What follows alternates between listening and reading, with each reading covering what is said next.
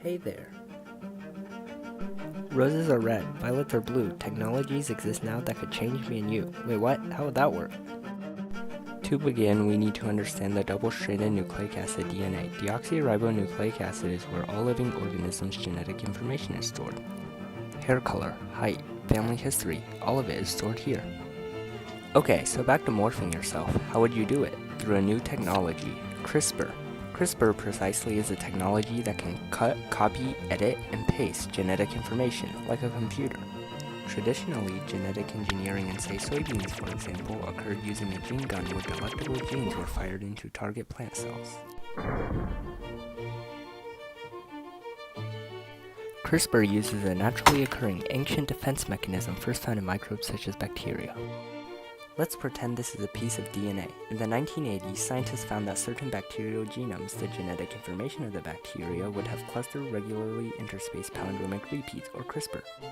A palindrome is a word you can read the same forwards or backwards, like kayak or Bob. The DNA could be read the same forwards and backwards and repeated itself in clustered regular intervals. In between these intervals were viral DNA. But how did this work? Bacteria would first find a piece of harmful viral DNA and copy it through guide RNA. RNA stands for ribonucleic acid, a single-stranded nucleic acid much like DNA.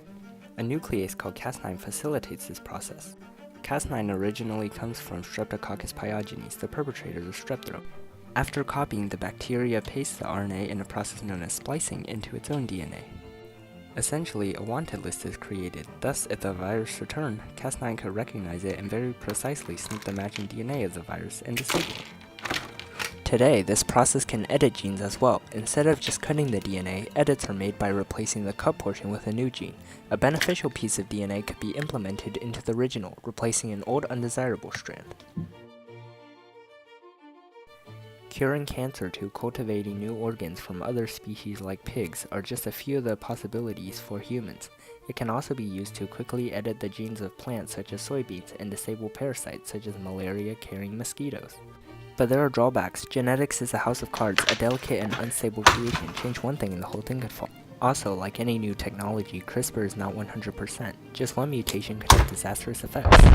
Finally, CRISPR can essentially change the genetic information of anything super easily, which has never been possible before in human history. You can now design your baby. CRISPR has pros and cons. We'll have to decide which outweighs the other. So, in conclusion, CRISPR is an innovative new gene editing technology that uses a defense mechanism first found in microbes to identify and disable bad genes. Today, it can also be used to edit genes. I hope this has been helpful.